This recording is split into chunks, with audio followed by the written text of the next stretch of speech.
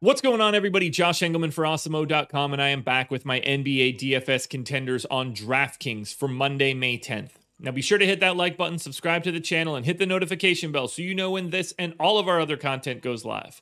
Follow me on Twitter at Josh Engleman so you can get updates to these sim results as we get closer to lock. And finally, let me know in the comments section who is your favorite and least favorite of my contenders for today's slate. We are rounding out the bottom of my top 10 with DeJounte Murray, CJ McCollum, Lonzo Ball, Trae Young, and Keldon Johnson on the outside looking in. Who will be my favorites, my top 5 plays for today? It's time to find out. Coming in at number 5, he's just small forward eligible, but that's cool with me. $7,900 DeMar DeRozan, projected for just shy of 44. The goal's 48.5, and he's in the optimal lineup 21% of the time. Now, the defensive matchup is kind of tough against Milwaukee, but it is a nice pace-up spot for the Spurs. They gain 3.2 possessions over their average. DeMar plays tons of minutes, so I've got him in for 36, 1.22 fantasy points per minute. He's got 28% usage. You know he dominates the ball. 24 points, 8 assists, 4.5 boards. You get a steal. I wish that he had dual eligibility. Just small forward is kind of weird for DeMar DeRozan, but I'll take what I can get. The fact that he's sub 8K is pretty surprising given his usage and his minutes.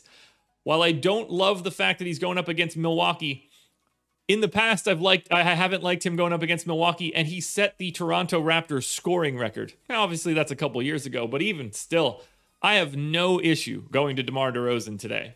Next up at number 4, we're going to shooting guard and small forward eligible Joe Ingles. He's 6,300, projected for 35. The goal's 42. He's in the optimal lineup 23% of the time. Now, clearly, shooting guard, small forward. I love it more than anything. You get shooting guard, small forward, guard forward utility, 5 different roster spots. He plays a ton of minutes, becomes a very different guy for this team with no Mike Conley and no Donovan Mitchell. So 34 minutes, north of a fantasy point per minute, 20% usage, and then a little bit of everything. 17 points, 7 assists, 4 boards, a steal in a really nice matchup against Golden State. This is a pace-up spot for Utah. They gain 2.5 possessions over their average. I really like this for Ingles. I think that he just sort of has the ball a lot, controls a lot of the game, does a lot of distributing, and the fact that you can put him in 5 different roster spots makes it really easy to roster Ingles with anybody else that you find as a priority. Next up at number 3, we're going to find some value. That's power forward Davis Bertans, a.k.a. Dave Loughran, 3,700, projected for 24. The goal's 32. He's in the optimal lineup 25% of the time. Wizards are without Bradley Beal today. Bertans is going to play 30 minutes at the 4, and you're just hoping the shot falls. I got him in for 30 minutes. 1.8. No, that is not even remotely close. 0.8 fantasy points per minute. If Davis Bertans was a 1.8 fantasy point per minute guy, I'd rank a lot higher than 3rd. 17% usage, 14 points, which is everything you're looking for. You need Bertans to be stroking the 3 today. You get 3.5 boards, maybe an assist, maybe a steal, probably not a block. Now, it is a pace down spot for the Wizards against Atlanta, and that's not totally surprising, but Atlanta does play a lot slower than you would actually expect. I don't think that matters all that much for Bertans.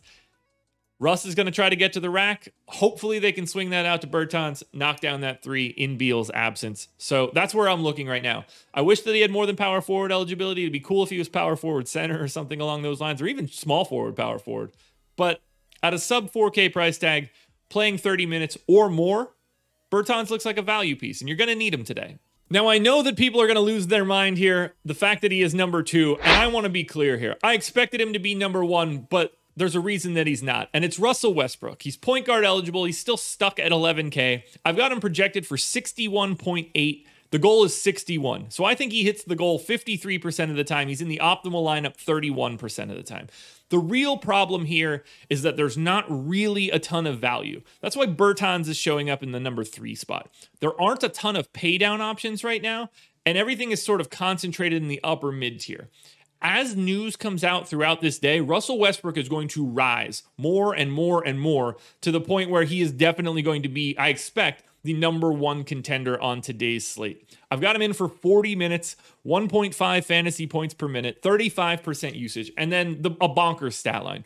28 points, oh my God, 11.7 boards and 11.5 rebounds. So that's flip those two, but it doesn't matter. He's projected for a triple-double by a lot. An extra rebound and a half and an extra assist and a half, plus 2 stocks. Now, it is a pace down spot against Atlanta. I don't care. Russell Westbrook's the best play on this slate.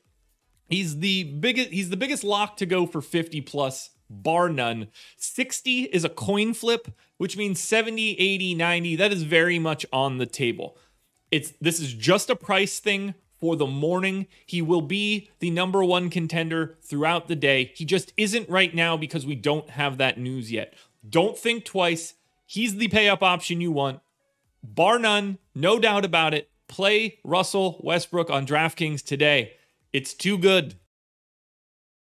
Now, before we get to that number one contender, which is going to look so preposterous, please hit that like button, subscribe to the channel, and hit the notification bell so you know when everything goes live. Then head on over to Twitter and follow me, at Josh Engleman, so you can get updates to the sim results as we get closer to lock.